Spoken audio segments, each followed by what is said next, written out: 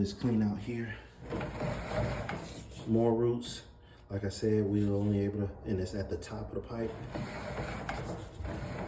More roots just clinging on. That's the hole that we're able to make with rodding, but without hydro-draining, we can't get it completely out. All right, more roots. There's something right there too. What the heck is that?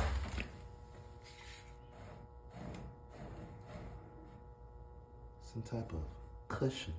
That's the problem right there. It's some type of bear or stuffed animal. Yeah, let me see if I can push past it. But we tried rodding it, like I said, whatever that is.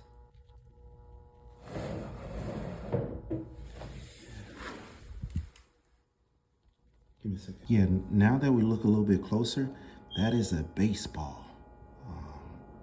That is 95 feet, 11 inches, so we're gonna locate it.